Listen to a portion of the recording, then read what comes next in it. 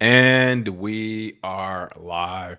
Good morning, Crypto Warriors, and welcome back to the Gym in the Crypto episode 1221. Today is Friday, May 10th, 2024, and I'm King here to bridge the gap between community and crypto most days, Monday through Friday at 10ish. And today's top stories: President Joe Biden is trying hard to kill crypto, says Cardano founder.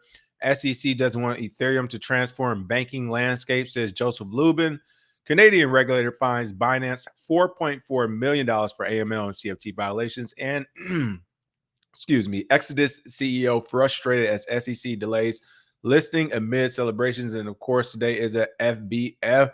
So feel free to call in and shill your favorite shitcoin. I'll make sure I put that link in the chat so you can call in whenever throughout the show, or if I got something wrong in the past couple of weeks, or you just want to get your grievances off about how the world did you wrong and we all should care about it. Feel free to call in. I think it'll be fun for us to listen to.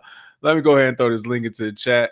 Say some what up, does to the Warriors here in the chat as well before we get rocking and rolling. All right, here we go. Miriam, what's going on? Laura Smith, hi, I've been 17. Demetrius, Magnolia, Bar None, Kenese, hi, been Chloe Dior, Tommy Brown, Timothy Grisby. Good morning, everybody. Crip Work, El Debdo.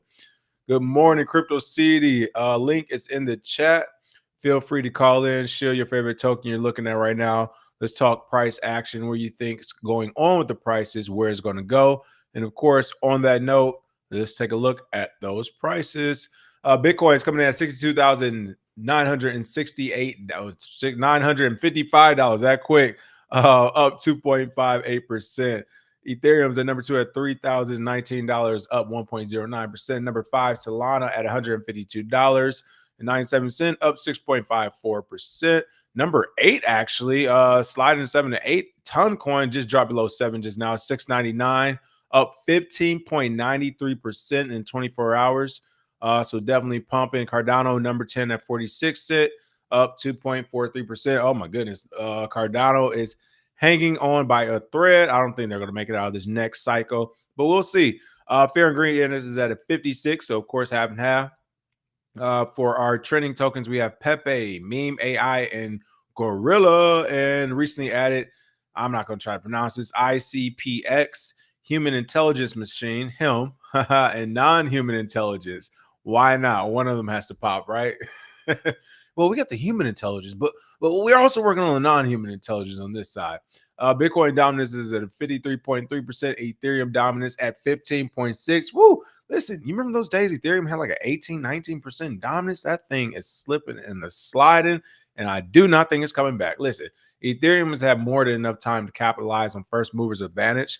The capital they have already raised, the type of developers they had as far as the tech, and that advantage is like not even slowly, but quickly dissipating. Like it's quickly going away. That first mover advantage isn't really there, especially when you have Ethereum developers going over to different projects. People are using open source code, stealing code, borrowing and reusing code or whatever, right? The new tech isn't a big secret. There's new competitive tech coming out. Of course, everybody's talking about ZK rollups.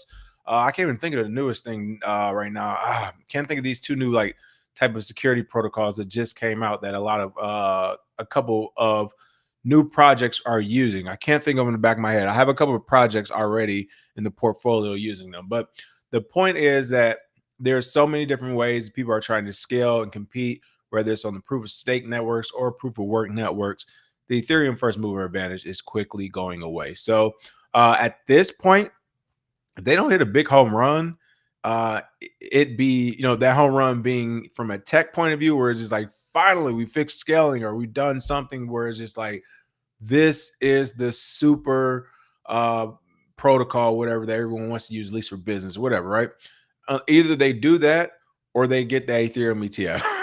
But it has to be a home run of one of the two. They need a tech win, or they need an ETF of derivatives to take yourself away from the actual underlying product's attention to the overall market's attention. They need something for that type of win, or I think they'll slowly but surely begin to get dwarfed by other companies, which we're already starting to see. I mean, Solana still has, the fact that Solana has went down so many times and people still kind of like, all right, yeah, I mean, it's looking good. And going down, it's a scaling issue. So it's not like the end of the world that they're having technical issues. Everyone has had them. But the fact that, they're at this public stage, top 10 token, and they're having these scaling issues, and they're supposed to be an Ethereum competitor, and people are still high on them. That says a lot about the lack of what Ethereum is doing, I think. And by the way, that price returned back to its normal price. Let me share that screen again. But if you caught it, I know a lot of people did. So shout out to the Warriors who hit me up. Some people decided to short it the other day, and yes, Ethereum did go down. Actually, I think we saw it at 29.70 a day ago, 24 hours ago. So for those who shorted it, especially the ones who use leverage to do it, I did see some numbers. A few people made it. A few people paid their rent this month. A few people pay rent this month off of that quick one. So yeah, here's the 24 hours. You can see here. This time with 29.80. Like I said, I'm pretty sure I saw it go to 29.76 or something. Let's see. We can zoom in over here on this chart. There we go. How low did we go? What's today? The 10th, 9th. Let's see. Here we go. Boom, boom, boom, boom. So yeah, 29.80. Here's the lowest point. Oh man. So yeah, 29.53. So yesterday on some exchange, 29.53 was just a couple days ago. Yeah, $22,953. So for the people who did a quick little short, nice little play, and it looks like the market was right as far as that 3% dip. A lot of people kind of anticipated coming in because some of the things are going on Ethereum, that ETF getting pushed back, and I think it was Grayscale that pulled their Ethereum ETF. So looks like the market responded to that, but it's already bounced back with the overall market, so not really much there. Like I said, I think long term we might see the effects here in the next few months. If nothing else happens for Ethereum, you'll see it go sideways and eventually start sliding down, unless Bitcoin pumps. Of course, that rising tide will raise all ships. All right, top story of the day. Fastest, cheapest Solana right now. Yes, it's Friday. Make sure you dollar cost average it into whatever project you do want. President Joe Biden is trying hard to kill crypto, says Cardano founder. That is right. And another effort to get you off topic. He said, hold on, don't worry about what we're doing. Worry about what's going on with the government. No, it's funny. Seriously, yo. Cardano founder, while he's not wrong in this, just off the headline, I'm going to go ahead and say he's probably not wrong off what he's about to go in on. This isn't what I would care about if I was invested heavily in this project. If 90% of my portfolio was in Cardano, I wouldn't want to hear you say, man, the president's trying to kill crypto. Like, sounding like excuses to me. We're dealing with superior technology that's moving faster than policy and people at this point. Create something of value that moves faster than them or moves around them, at least until they're regulated. But what I don't want to hear is that, oh, the president's trying to kill crypto. I know how much is Cardano worth? Let me bring back up coin market cap right now. Where's the market cap of Cardano? Let's put this in perspective. So it's not just King being an asshole. Let's put this in perspective. Okay, hold on. Am I sharing the screen? Nope. There we go. Share the screen. We're on Ethereum. Let's go ahead and go to Cardano. All right, Cardano. Where we at? Where we at? Just market cap. Yes. All right. So it's Cardano, essentially $16.44 billion market cap. $16.44 billion. So imagine people. I'm trying to think of like a good way to a layman's term metaphor. You start a new restaurant. Okay, you start a new restaurant. You get $16.4 billion to build infrastructure, to hire people, to do everything you need, the menu items, the chefs, who works what nights of the week, celebrity DJs, guests. You get $16.44 billion to do this. And you haven't even had a soft opening yet. No one can come by and eat. No one knows your signature dish. You aren't doing, I mean, literally people will go next door to McDonald's because they're hungry. They just want to eat and you're not serving food. But you have $16.44 billion of capital going on. What is happening with Cardano? They're talking about what the president's doing. I don't want to hear about what the president is doing from the Cardano team. All right, I just want to make that clear. Now, back to the actual story. A vote. Let me see. He going all in too. Woo! A vote for Biden is a hold on. Make sure I got to share. A vote for Biden is a vote against the American cryptocurrency industry. Again, not saying he's wrong. I'm just saying that. Uh, you know, he shouldn't be the person with the message. A, and then B, I want to make something clear. Like, you know, I give the Biden administration a hard time too. But like I said, I know Trump's talking crypto and NFTs. I think regardless, Democratic or Republican, the federal government will be anti-crypto here in the short next 5 to 10 years, no matter who's the president. They might get, and this is where, hold on, this is perfect. This is where you have to use your brains and not your hearts. Even if Trump were to be president again or whatever, his rhetoric right now is NFTs and crypto and Bitcoin.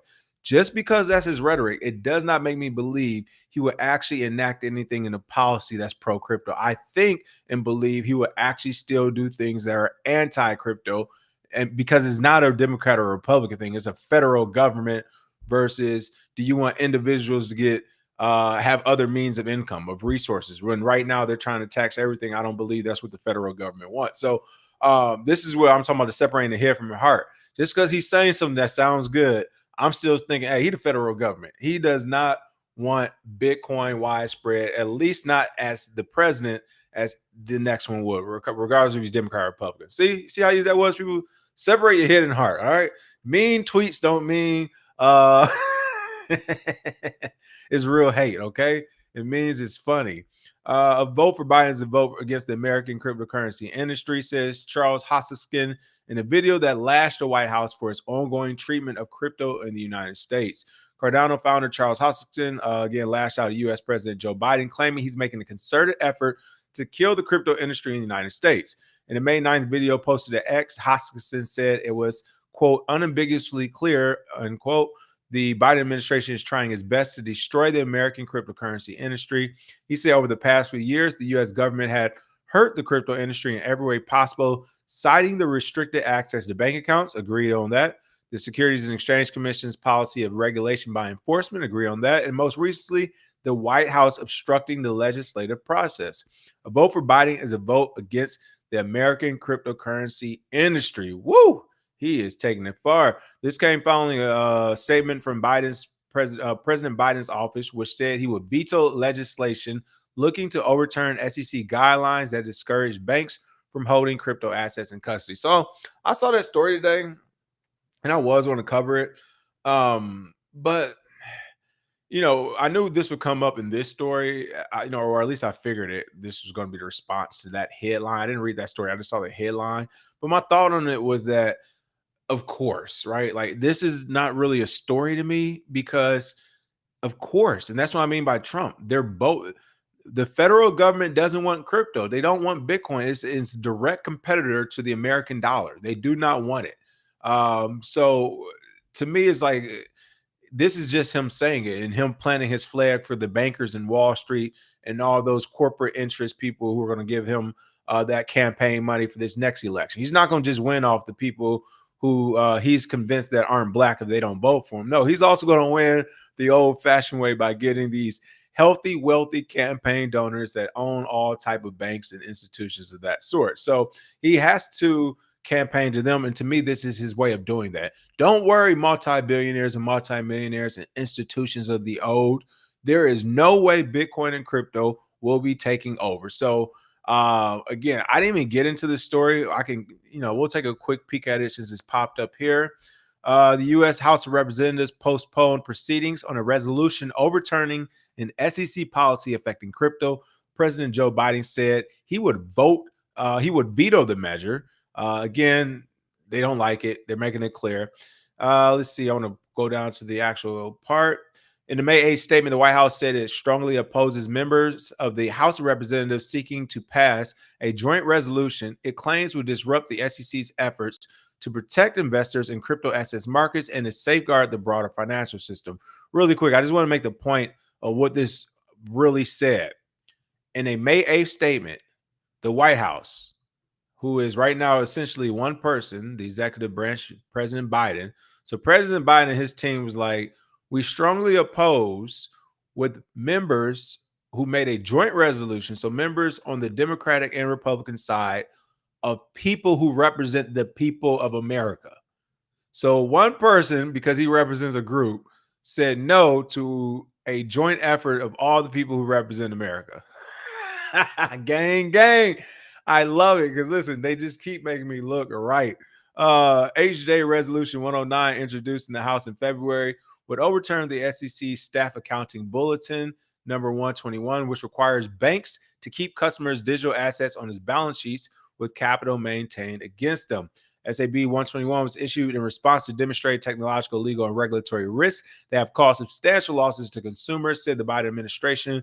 By virtue of invoking the Congressional Review Act, it could also inappropriately constrain the SEC's ability to ensure appropriate guardrails and address future issues related to crypto assets, including financial stability, limiting the SEC's ability to maintain a comprehensive and effective financial regulatory framework for crypto assets would introduce substantial financial instability and market uncertainty. Hey, when you don't want them to understand, confuse them. Word soup, word soup, word soup, word soup, word soup.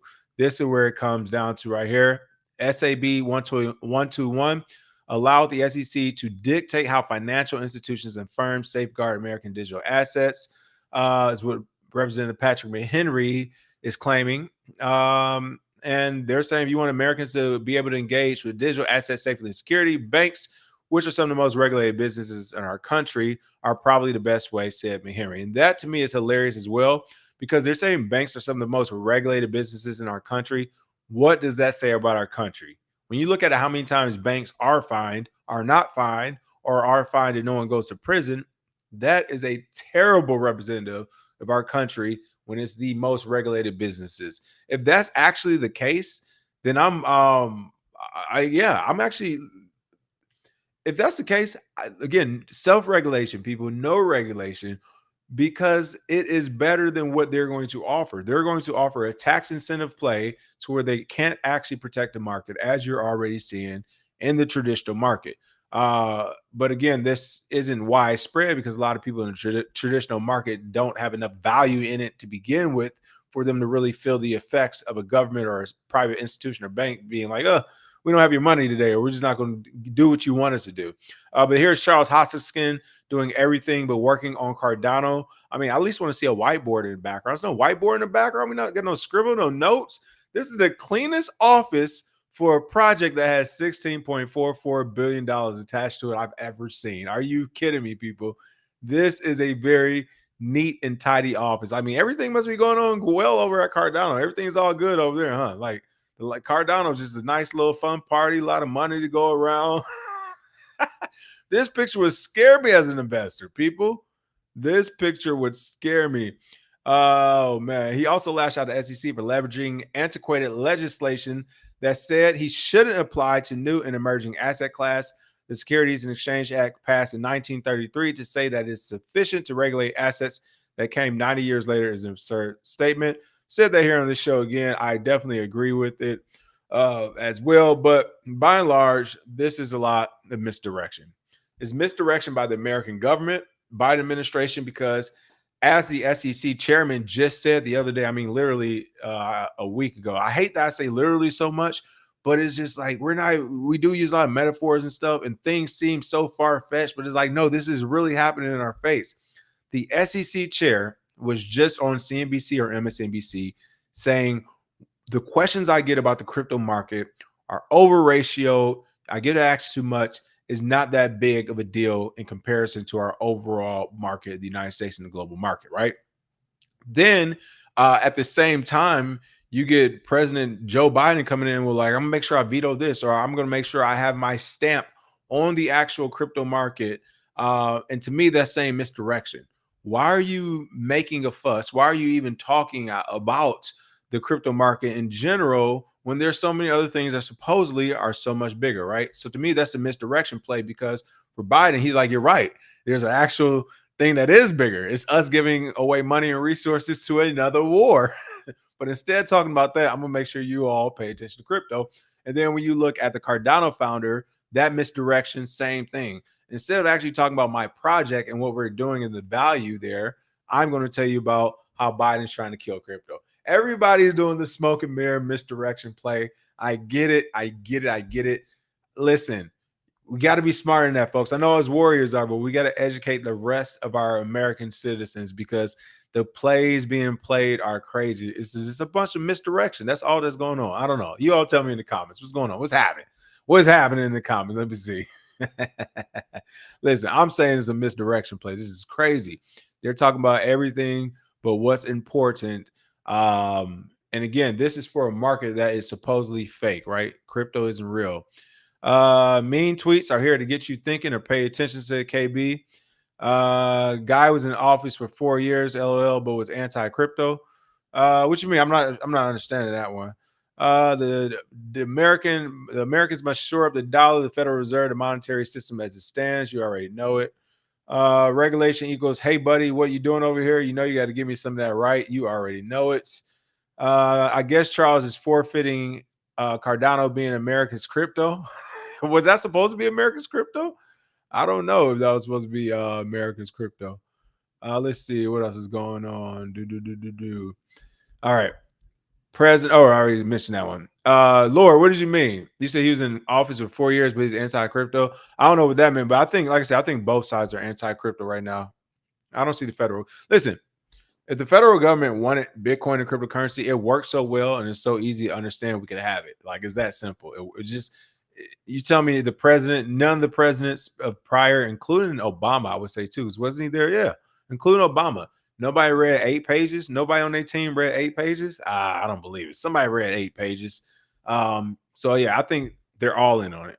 Every president had an opportunity to say, hey, here's a way to make politics transparent, to make money transparent, and to ensure everyone has a bank account and wallet. Something very simple. But instead, each one were just like, oh, even with like them not talking about it is picking a side to me. All right, SEC is in the news again. SEC doesn't want Ethereum to transform banking landscape, says Joseph Lubin. So I'm not going to go too deep into this article, mainly because it's the same article I just covered. And that is the article of Smoke and Mirrors. Smoke and Mirrors. Oh, I didn't pin the here we go. I just pinned the link to the chat if you want to call it. Smoke and Mirrors. Same thing I'm gonna say to them as I just said to Cardano. Instead of working on gas fees and scaling, we're gonna talk about how the SEC doesn't want Ethereum to transform the banking landscape. Okay, news flash. Hold on, let me make sure this is straight. While you're the biggest and baddest of your class right now, the SEC doesn't want any cryptocurrency to transform the banking landscape. That's what all this is about. That's why I just made mention. It's crazy how this segues so easily into each other. That's why I just made mention the federal government as a whole, I think, is in on it. None of them want it to happen.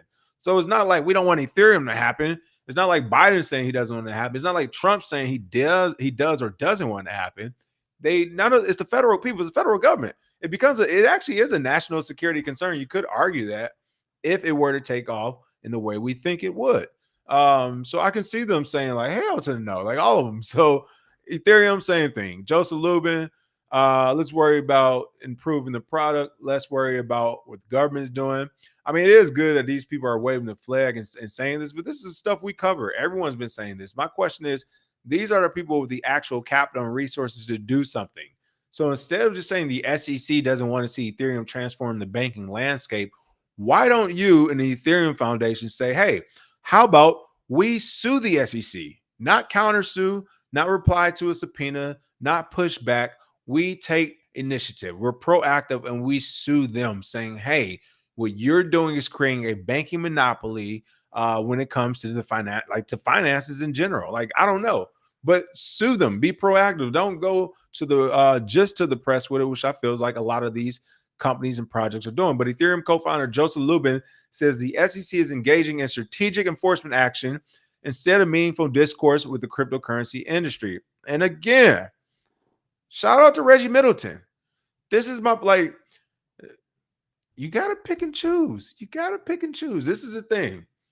All the little internal beefs and civil wars or not having people backs, you're all facing the same bully, the same threat at different times. It's actually hilarious though. But it was like when Reggie Middleton went through, a lot of people were like, oh, well, like that's him. When this company goes to, a lot of people like, oh, well, that's them, this company. You keep looking like, yo, the SEC is losing their mind right now. Like we've been screaming that for years.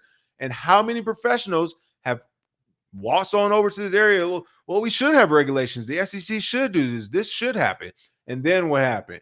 Then they invested in the FTXs. Then they invested in their projects here and their projects here. And the SEC labeled their project as security. And the SEC did this to their project. And they lost half their portfolio. Now all of a sudden, everybody, oh, the SEC is going crazy. You notice that? And just in 48 hours, you got Joseph Lubin from Ethereum, and you got Cardano, Hoskinson. The federal government is going crazy. What if we could have all said this at the same time years ago, right? Imagine Lubin and Ethereum, Binance, BitMEX, Kraken, Coinbase. Like, imagine these companies all together pushing back against the SEC simultaneously through legal action. I'm not even saying do anything crazy. I'm not even saying go guerrilla warfare with it, where if you were messing with a company, I would say like Craig Wright, Jahan Wu, and Roger Ver. I think they'll have the gumption to do it.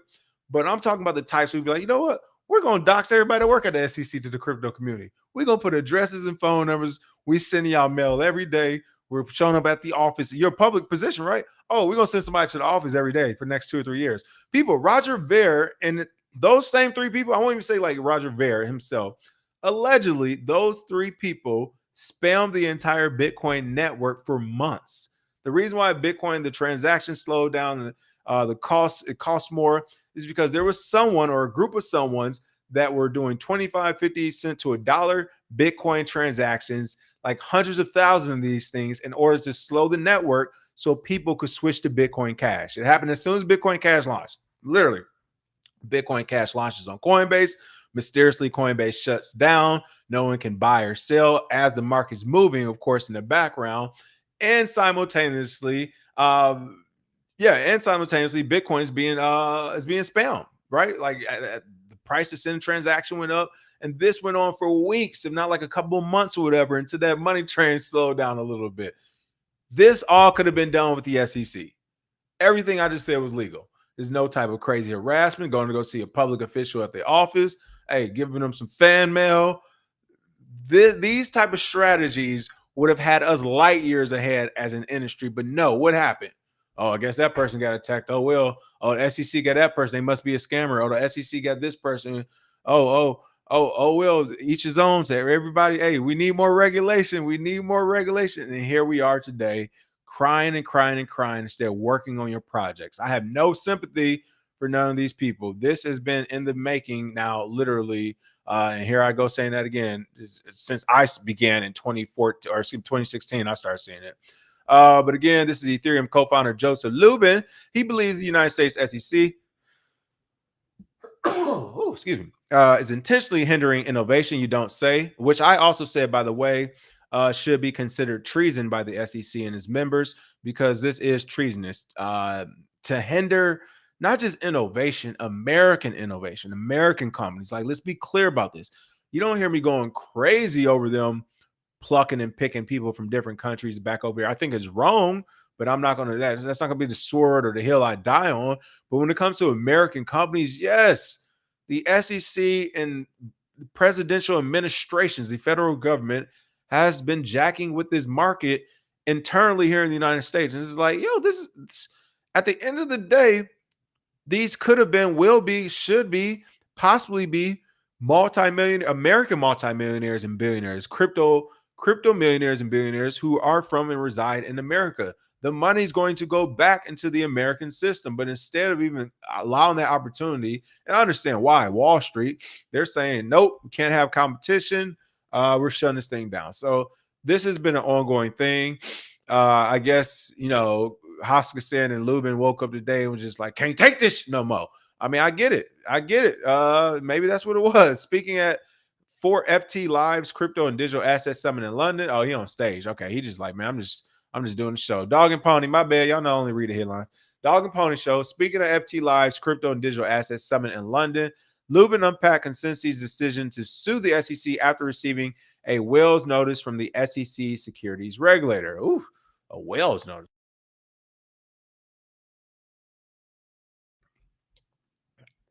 Let's see. The SEC appears to have reclassified Ether as a security without telling anybody that that's the case.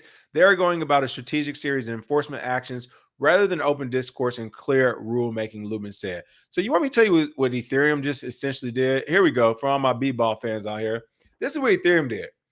Ethereum, they dribbling, doing all, they trying to show off. They do a lot of dribbling. They do a lot of dribbling. They do a lot of dribbling, not a lot of scoring, but they do a lot of dribbling, right? So they doing all the flashy stuff, trying to be like Riley off the Boondocks, dribble, dribble, dribble, dribble, right? They go in, they drive to the hoop, right? They drive to the basket, right? They're trying to get a dunk or layup or whatever. And as they're driving, they put up like a layup. Somebody slaps them hard, right? But we outside on the playground. It's like we're not formal. So you got to call your own foul. So they essentially wait and kind of look up to see the ball go in the rim. And as they see it starts to bounce out, then they're like, oh, foul. And everybody like, nah, bro. You got to call the foul when it happens, man. You can't stand there for a few seconds and like, and the ball bounces out the rim, and then you're like, oh, foul. It's like, nah. So to me, that's what Ethereum just did. They've had all these years to once again do so much stuff when it came to the federal government. Whether that be work with them as a semi kind of tribe, but not really. I mean, Vitalik was still like a Russian friend, so you can't really be working with the American government and be like buddy over there. So they kind of try to work with the American government. I would say so, whatever. But essentially, they played that Ethereum not being the security thing. They played like, and this is what Reggie Middleton talks about. They did not do their due diligence for a project that is worth as much as they're worth. They tried to play the gray area of like, hey, y'all not saying nothing? We not saying nothing, okay? We not security, right? All right, no, y'all don't say nothing. And then one day the SEC woke up and was like, what do bullies do? Bullies bully. They woke up and was like, we on game time. Let's just go fuck with them. Why not? What are they going to do? Clearly nothing. They're going to go cry on stage. And that's what the SEC decided to do. They woke up and was like, hey, here's an old account. If I'm not around, who's going to watch out for them? It's going to tax them. It's not going to hurt nobody. It's not going to hurt nothing. It's going to tax them. And that's what they decided to do. But now all of a sudden that the SEC woke up and was like, all right, we're going to do it. Now Ethereum is like, oh, whoa, what's going on? We need to push back. We've been trying to work with y'all. This is like, oh, where was this sense of urgency? All right, people, are we getting this? Like, make sure we like and share this video today. Like, to all these companies specific, self-regulation is the way. We need to work together within the community. Stop letting brand new people come in and say, well, these are going to be the rules now moving forward. Bro, have you read the white paper? Like, that's the new rule, matter of fact. If you haven't read the white paper, you cannot offer an opinion. This is crazy. This is crazy. People who've never read the white paper, who have no interest in the ethos of what Bitcoin, the technology, and the network is, and they're trying to tell us how the entire market is supposed to go. That's absolutely insane. But I'm not mad at it. I mean, that's the game. That is definitely the game. It's kind of like the Infinity Stones. You got people gonna do what they're gonna do to control them. Okay, they're gonna do what they can do to control them. All right. Let's see. The SEC styled on them like that little white girl balled on Riley. Oh yeah, I forgot her name that was in the show. The girl who had the lemonade stand too. Yeah. You could say crypto circumvents the US dollar. Is that treason? No, not really. I would say no, because not really. No, not unless it's used to circumvent the US dollar. You can still have Bitcoin and use it in our system, which people have been doing. So I would say no. I don't think it circumvents the dollar. I think you could use it to circumvent the dollar. And if you're trying to specifically use it like that, then yeah, I can see how that's going to be treasonous. And even then, I mean, technically you can vote with your money, right? So you can protest with your money for sure. You definitely can protest with your money. So is protesting treason too? You have to ask that question. I don't know. But no, I don't think, since it's because here's the thing. The dollar isn't nationalized. Like, listen, that's the thinking we got to get away from. Last time I checked, the dollar was like, isn't it owned by a private company, the Federal Reserve? We can look it up together. I love the internet. I hate when people just get to talking and our phones be in our hands and everybody be saying, I think, and this whatever, and the stats say this. I'm like, no, we want to listen. If you know me, you know I will bust out my phone in front of everybody and we'll get to Googling and researching. So we know it, and there's no question to be left to have. So is the Federal Reserve privately owned? Let's take a peek at this. Let's take a peek. I might be wrong. Listen, I haven't looked at this in forever, to be honest. So is the Fed private or public? The answer is both. While the Board of Governors is an independent government agency, the Federal Reserve banks are set up like private corporations. Member bank hold stock in the Federal Reserve banks and earn dividends. So there you go. To me, all right, basically the board of the governor is basically saying where how we do the money, how much we print. We have federal representatives on that board. But when it comes time to actually get paid, the checks is privately owned. So once again, our dollar is privately owned anyway. So to me, that's as treasonous as it gets. If you remember, the dollar is supposed to be 1-to-1 to gold. Even on the dollar, isn't like an IOU or whatever. It's a promissory note for gold. We got away from gold. We killed a president who tried to go back to gold. And, and then we just kept printing dollars. So, I mean, honestly, if you want to have that conversation, the dollar has been circumventing the United States system, and that is treasonous in of itself. So I don't know. That's my thought. Let's see. Oh, there we go. More money. Call in and shield that shit, man. Bitcoin ETF was approved under Biden administration. Democracy works this way. Okay, Bitcoin ETF is not Bitcoin though. That is a derivative. It is being cashed in and cashed out with cash. There's nothing crypto happening around it or about it, and we can only hope and trust that the companies are actually buying the underlying Bitcoin behind it. Because just like you said, how democracy works, all it takes is for BlackRock and Fidelity to lobby for 2 or 3 years and to get the law to get changed to say, hey, you don't need 1-to-1 Bitcoin. You need 1 to 100,000 Satoshis. So that is also democracy. And that is my point when I was with somebody the other day talking about laws. I'm like, when people talk laws and democracy, you don't know what you're really talking about, to be honest, how deep it could get. Because what I just said could happen. Why wouldn't the 2 biggest companies just lobby to say, why would the government don't even know what Bitcoin is yet, and neither does the American public. If I work for those companies right now, that would be my strategy. Let's go lobby right now so we're not 1-to-1 on this derivatives thing. Let's do it so we're 1 to 100,000 Satoshis. For one, it sounds like a bigger number to people who have no clue what it is. And then for two, for a company, we can actually break it down more and make more money on the back end. So there's nothing stopping that from happening yet. You are looking at what's happening right now thinking this is going to happen in the next 100 years. This is a month or 2 or 3 months into ETFs, and already there's more interest in ETFs than there is the underlying asset. This is like insane to me. That's crazy to me. I still don't understand that yet. Hopefully I can figure it out one day. Jake said, I'm with Michael Saylor. All that other shit is security. If you're doing anything but Bitcoin, you get what you deserve. If it's Reggie, Richard, Sam, CZ, or Charles. All right. That's true. Exactly. Satoshi knows what's up. Pick the fights you want to win. Everything else, ignore. That's how I am, man. I'm really, especially nowadays, like, it's not enough time to do everything. So yeah, it's like, if it's not nothing I'm really about to go in on, I'm just like, it is what it is. Let's see. Hillary's definitely at war with crypto, so I'm sure Sleepy Joe shares the same sentiment. He said they're both anti-crypto. Oh, yeah, I agree with you, Laura. Yeah, they both are anti-crypto. Yeah, I definitely agree. Let's see. What else we have going on? Stan said, for the life of me, I scratch my head every time I tune in. Why haven't you threw your name in the pot for a crypto PR job? You really get it. I get it. What's the thing? People ask me to hire me. I do a lot of consults actually behind the scenes, people.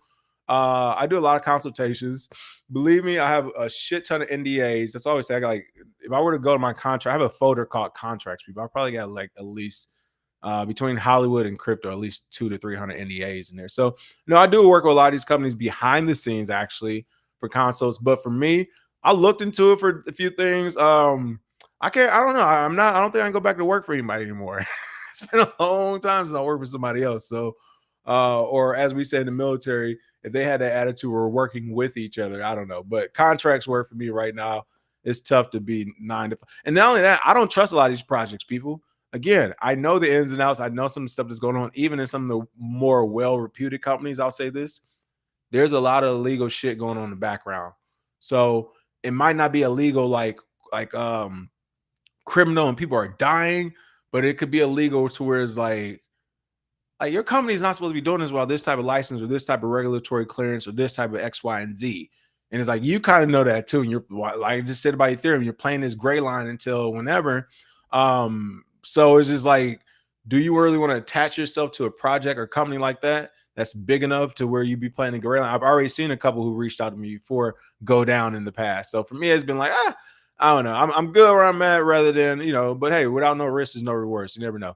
Let's see. Hyben said you don't have to even read the white papers anymore. A lot of them are on YouTube and can be read to you, or just use Adobe Reader. I mean, with ChatGPT now, you probably can get a quick abstract of the entire white paper using AI now. So there's got to be even better workarounds as well.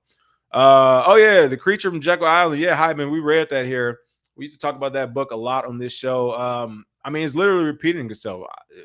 That book is repeating itself right now in the last 4 years. So I agree with you. Let's see what else do we have going on. Call in, CeeLo, so I know you're talking about. You believe in the ethos of Bitcoin, then you're talking nonsense. I don't even know what you're talking about. Call in though. Call in. Let's see. Jake said you need to be like altcoin daily. You can fake it. Since you're an actor like them, go get the bag and disappear after the bull run. What do you mean? Did they disappear? What do you mean like altcoin daily? Listen, CeeLo, you're right. I do talk, but I don't chat in circles. So call in. The link's at the top of the chat. Call in and tell me why you're mad chatting right now. He said this guy talks in circles, is mad about government approval when once in system, the approval can be taken away, self-custody. I have no clue what you mean by that at all. Is mad about government approval when once in system, the approval can be taken away. I don't even know what you're talking about. I'm up for self-regulation, and I haven't seen your name often, so maybe you're new. But feel free to call in, man. That's why we put a link there so you ain't got to tweet and text all day. Use your brain, call in, tell me where we're wrong at. Why is it that people love to chat and then when they call you know, we have this is what an AI president is going to look like. People, do you all realize this? If we were to go AI and robots, an AI president, you would never, unless we create like a fake face, of course, and talk and whatever. But essentially, the first AI president is going to be like CeeLo. They're just going to type and text. Nobody trying to read all day, bro. Haven't you heard Barnes and Noble is closing down? Call in, get your point across. Jake, appreciate that. Jake said altcoin daily push that pump and dump, but make it look appealing. So most of these companies pay you too. Oh, I get what you're saying. Yeah. So you know what we're doing, but not hold us accountable. That's what I was kind of doing the sponsorships. I'm bringing the sponsorships back. I swear I got a folder full of people who want to do sponsorships. So I'll bring them back and everything. But yeah, that's just a money play for sure. 10 years from now, you'll have to use gold bars to pay for a hitman number one use case. What? Y'all are crazy. CeeLo's, call in, man. Don't have the Twitter fingers. Call in. We do call ins here.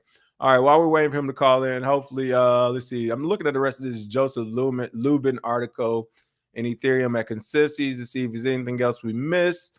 The Consensus CEO also highlighted the upcoming deadline for the SEC to issue a decision over the approval of Ether spot ETFs. I think we know where that decision is going to go at this point. Let's see. Lubin has said, I think they're concerned that so much attention and capital will flow to our ecosystem, considering it is improving enormously in terms of scalability and usability. All right. Serious note to end this on when it comes to Lubin. Oh, man. I just locked myself out of my computer. Serious note to end this on Joseph Lubin and Ethereum. A few things. For one, smoke and mirrors. He did the same thing Cardano, Charles Hoskins did. He's just trying to get your mind off of us and our high gas fees and not producing. We're going to blame the government now so you all can think about something else. And we can have a new enemy and you won't look at us. That's the first thing, smoke and mirrors. Second thing is I actually give him props because what he's doing is he's galvanizing this fight against the government. Instead of making it the government versus crypto market, he's making it government versus Ethereum. So he's making it specific. Ethereum needs your help. Ethereum needs your support. Ethereum needs your capital. And we're going to fight this big bad monster. So as far as really identifying his community and making sure they know, like, hey, who we're against and what we're doing and why, galvanizing that community, I actually think he did a really good job of that when I was just now briefly reading through some of his quotes or whatever. So I get his point from a business perspective. It's like, hey, we're already in the fight. We didn't think we would have to fight this earlier, how it would come, essentially, since they didn't, right? They stayed in that gray area and didn't press the SEC or government. And then boom, Ethereum might be a security. Oh my God, this is on the brink of us getting an ETF and everything else. This is messing up our business plans. Now we'll fight. But since this is just now happening and you have to say something, I think this was a good moment. And I guess this is one of the best options they had as far as galvanizing their team and Ethereum, people who are really on the Ethereum train. So I'm not mad at them. I get it. Once again, from a business point of view, I oftentimes get a lot of these moves. Just from the market point of view, it's just like, you're killing the market. You're killing the market. You're killing the market. Yeah, we know you can call in people. Another fumble McBumble, man. Let's see. We went from the first black president to the first AI president. Oh, listen, it's happening. It is that you all at this point, who would it listen? If you could program an AI president and make that president sound nice, oh man, people will love it. This president saying everything I always wanted to hear. All right. I'm sure you all saw the title of the show today. I said it was going to happen. I said it was going to happen. Get your sauces ready. Canada said, hold on, Nigeria, United States. If anybody want to eat, we want to eat too. That's right. Canadian regulator fines Binance $4.4 million for anti-money laundering and CFT violations. That's right. FinTrack reported that Binance facilitated 5,902 separate transactions of $10,000 or more in crypto from June 2021 to June 2023 and failed to register with the regulator. Woo! Hey, didn't I tell you this? And this is how the streets and gangs work, okay? You got to fight back. Listen, you live to fight another day, but you got to fight back. No, but seriously, I mean, I said this is going to happen. This is happening. And where does it stop? It's a slippery slope. Does every country get to fine you? Do you understand, people? This is the human error happening right now. People like Silos, how you're arguing, like that's the human error. This is the human error. We get a new technology that unifies the entire planet through finance. It's a new way. It's actually another way of communication. Money. Almost everyone understands two things for the most part: money and violence. Those are two things. Money in every country and violence in every country are easily and readily understood. And food. I was saying food as well. Food's pretty readily understood. And woman. Everybody knows a pretty woman when they see it. This is what it is. I'm sorry, people. But listen, these are some of the things that's rarely understood. When it comes to Binance and all these other companies, which chose again to not fight back and to not self-regulate and wanted regulations, this is what it looks like. And now we're on this slippery slope. I don't know how or where it's going to end. And yeah, I mean, who cares why they're being fined, right? And this is why I was talking about Nigeria. Everybody's like, who's the hidden Nigeria person? We want to expose them. I'm like, it doesn't matter who the person was who said something to Binance from Nigeria. Like the whole kidnapping part, now that's a different thing. But they're speaking for a group. They're speaking for the country, believe it or not. They're speaking for a group of people, and everyone has their own way of bullying you and ganging up on you. But it's happening. So if I were Binance, I would give the United States another $1 billion and be like, yo, what's going on? We need y'all help right now, not like later, because where does it stop? Yesterday was Nigeria. A few weeks ago is the United States. Today is Canada. And a few weeks from now, I'm telling you, you better believe it, there will be another country telling Binance we want a piece. But again, this is Financial Transactions and Reports Analysis Center of Canada announced it was imposing a $4.4 million administration monetary penalty on Binance for failing to register and report large transactions in digital assets. Shout out to Canada. Canada, like, hey, man, we just Canada said Canada is a transit spot. They're saying it's not going to stop here. We just checking it. Canada just wanted to check the pack real quick. It's good to go. Y'all get it out of here now. All right. They just wanted their taste. And that's what $4.4 million is. Hey, don't make Binance. You just gave the US 4.3 billion. We're asking for 4.4 million. Let's not make a fuss here. All right. Let's get this taken care of. We'll come back in a couple more years with a new bill. All right. We know the deal here. Let's not make a big fuss. All right. You just come on, man. You gave our big brother 4.4 billion, bro. Like, it's still big bro. It's little bro. Because it's little bro, man. Don't do us like that. Give us a little something. All right. Give us a little bit of something. So, is this guy still tweeting? All right. Let's see what he says this time. Lowe said, mad because lack of government embrace, but also mad about Bitcoin ETF. Bitcoin does not need government embrace. Who said they wanted government embrace? I have clearly said 2 or 3 times just now, self-regulation. What part of self-regulation sounds like government? And once again, this is why these humans do not call in, people. I don't even want to believe they're real people. There's got to be somebody I know. I say self-regulation 3 times, and I'm mad because lack of government. I am so anti-government and doing things for yourself. Like, what are you? Who is this new human on the show? Who is this person? Who is he? Said sound like BBO Drizzy. Who is listen, oh my goodness, call in. Please call in, Los. Like for the internet, man. For the internet or woman. I don't know if you man or woman, both, a mixture. I know how it is these days. Who knows? But call in because hey, somebody says Biden low key. It must be. I'm like, this gotta be a new person to this. I'm mad because of lack of government. Listen, you got the right one, my boy. Um, I don't need nobody. No, people. I don't. I'm all for doing things yourself. You don't. You know, if every citizen was actually a functioning and good human, we would not need government. But it's because people aren't good humans, we do need government. But anyway, so that's what's going on over in Canada. Essentially, blah blah blah. We're gonna find Binance because we heard everybody else is finding them. We want our cut. I'm not mad at you, Canada, or the next country and the next country after that. Binance wanted regulation.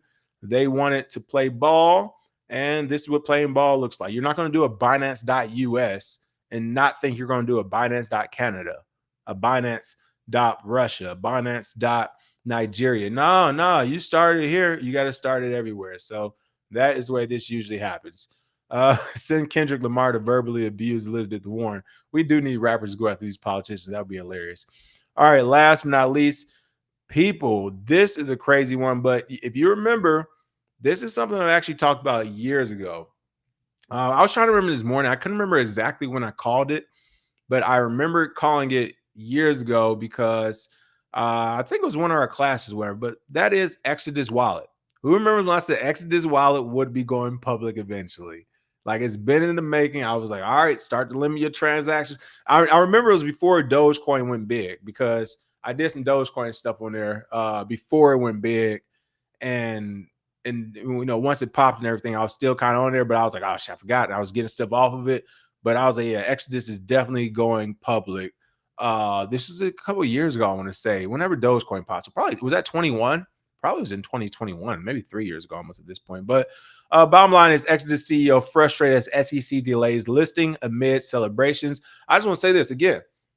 They started throwing up the signals if you were analyzing it and seeing, because I can't remember, they threw up something years ago about privacy or something. And I was like, oh, they about to go public. I was like, this is the, and then they actually came out and said that, hey, we are working to do whatever, but formally. But my thing was that it's already taken about 2.5 years. So this is from the point that they kind of started making plans, from what I remember. This has kind of been a long time. So Exodus hits regulatory roadblock despite previous approval as numerous employees and their families arrive in New York City to face disappointment. What if this was done intentionally by the SEC? I keep telling y'all sleeping on Mr. Burns, Gary Gensler, like he a punk. I keep telling you, XRP embarrassed them. He is on, not even them, XRP, BlackRock, and Fidelity, because BlackRock, Fidelity really embarrassed them by essentially threatening his position if he didn't get the ETF pushed through. Whereas the other ones just kind of embarrassed them by XRP embarrassed him in court by winning or whatever. So what if this is one of his ways to get back? He's like, y'all want this ETF? XRP want to get at me? All right, I'm gonna make sure Exodus get everybody here in New York. And we're gonna gotcha, bitch. Exodus hits regulatory roadblock despite previous approval as numerous employees and their families arrive in New York City to face disappointment. That's right, Exodus is facing delay in its New York Stock Exchange American listing pending the completion of the U.S. SEC review of its registration statement, which went into effect on April 28th. Woo, taking a little minute, huh? The NYSE American previously approved the listing of Exodus shares of Class A common stock at par value of 0.00001, expected to begin trading on May 9th. However, due to the backpedal, Exodus transition from the OTCQX market to the NYSE American will be put on hold until the SEC completes its regulatory compliance process. Oh man, this was done intentionally. You know, I wouldn't even say intentional. It was what I consider like semi-intentional. And what that is like, that's like if somebody you don't really mess with invite you out and you like, yeah, I'll try to come. And it's like, if you make it, you make it. If you don't, you don't. I feel like it's like, that's what the SEC. SEC said, who? Exodus? Another what? What's the market cap of them? What? I mean, y'all remind me the day of the day before. And if I get to it, I get to it. I don't know, man. I'm dealing with this ETF thing, man. Ethereum's down my back, man. We'll get to it when we get to it, right? And the day came, and they were like, wait, what? He's like, you remember you told us to remind you? He was like, oh man. Hey, they'll figure it out. They'll figure it out. And here we are. That is the day. And Exodus is figuring it out. Unfortunately, they're figuring it out after family and friends have flown to New York, popped bottles, and have gotten escorted models to get ready for this day. I don't know. I just had to make some work. But it looks like they're tweeting out today the SEC made a surprise last minute decision. For one, this is why I kind of blame Exodus too. And here's why. This is where you got to have your team in order. You didn't check with the SEC yesterday? Like, or 2 days ago? I mean, 48 hours, 24 hours before this is happening, right? We good to go, right? Like, I would have been checking. I would have been, knowing how I know the government works, I would have had a point of contact at the SEC. Like, bro, you about to go public on the New York Stock Exchange? You don't got a contact at the SEC? What are you doing?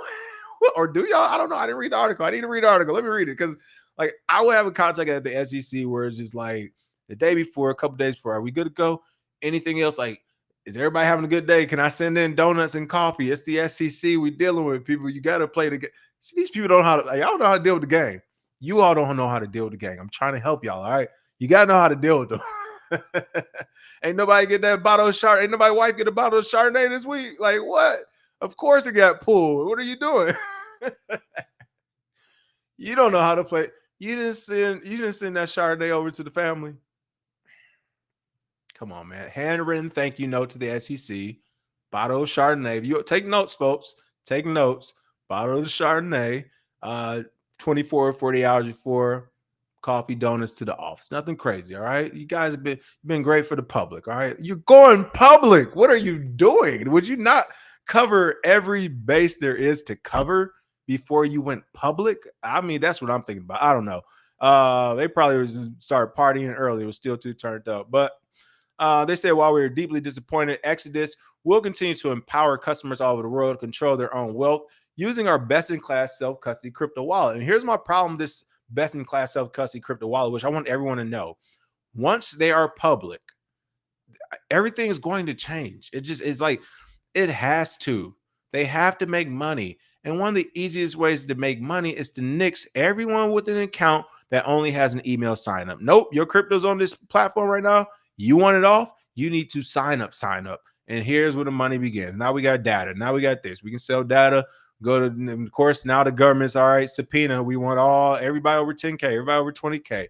And then the show continues. Like, this is, and granted, the good thing is hopefully the earlier people, or not the early people, they're about to sell their bag, but the new people will get the early bag, kind of the same with Coinbase. But what I will say, saving grace, is Exodus is a good wallet outside of them actually trying to go public. But this continues. We're hopeful the SEC will act in good faith and Exodus will be welcomed to the NYSE in a timely manner. Crypto's potential is undeniable, and Exodus has proven since 2015 the ability to secure both digital assets and users' financial future. And one thing we will never change: we will continue to innovate and build value for our customers and shareholders. Onward. So, great way to respond, not to be angry and upset, just to say, hey, we look forward to working with you all. But again, you all did something wrong if it came to this, in my point of view. You should already have your bases covered. But the delay in listing carries heavy implications for Exodus. As it moves to the NYSE, American would affect its visibility and potential financial market growth. This regulatory hurdle demonstrates a bottleneck crypto companies face when pursuing traditional finance regulated ventures, TradeFi, and that's, of course, hoping to get through to the SEC. Here's Exodus CEO JP Richardson expressing his surprise and confusion at delay, stating, we remain hopeful that SEC will follow through on its commitment to treat us as the law intends. Exodus has been fully transparent and responsive throughout this process. We expect a swift resolution in this matter. In the meantime, we will continue to provide the best possible service and value for our customers and shareholders. I laugh because Exodus said we've been fully transparent and responsive throughout this process. So you told the bully how much money you had in your pocket. Oh man, listen, company after company, the market will learn. Company after company, the market will learn. You cannot negotiate with terrorists, okay? The bullies are going to bully. And with that being said, now that you know Exodus, go back Like I said, wine, handwritten thank you cards, donuts. I mean, you might need to do like something bigger, man. You might need to do a pizza party for the office this go around since y'all blew it the first time. You gonna have all eyes on the SEC. You're making them hot. You're making the SEC hot. They actually gonna get pissed off now because now the SEC's like, God, hey, you making the stink of this? Why are you making tweets and shit, man? You're supposed to take this on. All right. You don't want this thing to happen until the end of this year, next year, do you? These things go in cycles. So my question is for Exodus is like, if it didn't work right now, do they get it in a week, 2 days from now, 3 months from now? What's this like? Again, seriously, do they have to re-register? I don't know. But what I do know is that this is very important to see because it's not only, I wouldn't necessarily say it's setting precedents, but it's just showing you the way things are still in 2024 for crypto companies. The government isn't friendly toward them. They don't want us. They don't want Bitcoin. They don't want any crypto. And clearly, they don't even want ETFs. I think, again, the only reason why we get that Bitcoin ETF is because the money BlackRock and Fidelity stood to make outweighed any type of government thought process, right? So they're just like, we're going hard at Gary Gensler specific. We're going to make sure we either fire you or we get our ETF. They got their ETF. So I think, again, you fed the beast for this year. And we don't even start talking Ethereum ETFs until we see 100K Bitcoin plus. Until that market is just so obnoxiously large. And BlackRock and Fidelity convinces the American government that, hey, you want to pay down national debt? Wink, wink. This is the way to do it. We need our Ethereum or whatever else ETF that comes down the pipe. God forbid that happens, but if it does, expect Floki, Eno, ABC, XYZ token ETF as well. All right. Other than that, that is the show. Let me look at the last few comments, see what we got. Steve said, Exodus, that's where I store my Bitcoin. So now I have to move it before they want KYC.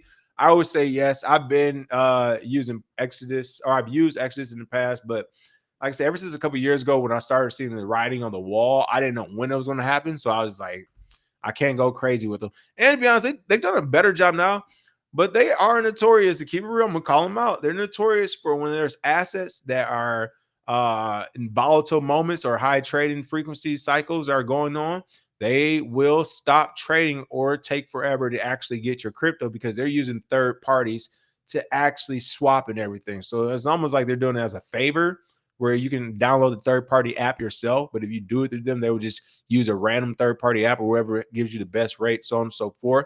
And it could get lost. That transaction get lost with them.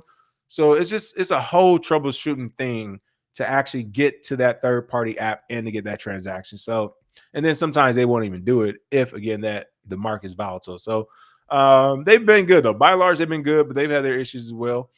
Let's see. S1 Dub said, once you become a public as a company, you are subject to all the current and future related regulations and laws. The government will get customer data. I fully agree with you. That is correct. So, yeah, not only that, once you become a public company, corporate capitalism sinks its teeth in. It's like, yeah, it's about flipping every quarter. We don't want to have any bad quarters. So if that means selling customer data, then customer data is getting sold. That is the way it goes. Let's see what else we had. Exodus never going to be public. You can hold your own crypto. Yeah, right. No wallet should be public anyway. I kind of feel the same way. Having a public wallet. I mean, here's the good of it. Like, you actually do secure a lot with public wallets. And this is what I mean. If you had a say Exodus goes public, right? And I'm not sure how it'll look or work as far as value. Like, let's say you have they have 20 million wallets that have an estimated total of $2 billion of Bitcoin. Like, is that calculated? Is there any way for them to know? I don't know. But if that is calculated, that could be a way to ensure individuals who use Exodus. So you get what I'm saying? For example, if their stock market price goes up a crazy amount because people are saying, hey, whether it's the actual value in the wallet or just the amount of wallets people have, regardless, that both of those are of value. If you can put that and codify it on the stock market and say this is how much the company's worth, and people who have these wallets, you have less than that, essentially what the company's worth, as far as market share, so on and so forth, then you technically could be offsetting losses or anything that were to happen with that wallet with the stock itself. So I don't know. There could be positives to it. Again, it can get crazy, clearly, because I mean that's a convoluted example in of itself. But I'm with you. Off the top of my head, I wouldn't want wallets to be public. But again, I can see the value. Like if you have wallets are public and they're saying, hey, we have $20 billion in all these wallets, or we have 100 million wallets that have at least $50 million of value, that is a very valuable company in of itself. So we'll see. Let's see. Yeah, that's right. Pop bottles and bottles in the money wrong. Pop more bottles, no more models. Oh, that's true. Let's see. I think that is it for today. I was going through the comments. Rashu said Exodus got that tap on the shoulder. They had their time in the sun. You know it. They were like, oh, wait, you guys really thought you were gonna go public? Reggie was going on. Reggie said Trump and Biden have the exact same crypto agenda. That's what I thought. Trump was president. His SEC attacked crypto wholesale. That is true. He didn't call dogs off. He kept. That's what I mean. Like on the flip side, I wasn't listening to his nice tweets about crypto and NFTs either. I'm like, yo, you ain't called the dogs off though, bro. What's going on? He don't bite. He's like, bro, he's biting me right now, but he don't bite, but he is biting me. Smash that like and share, and I'll see you all next week with some more crypto news. Cheers. Get some of that BT.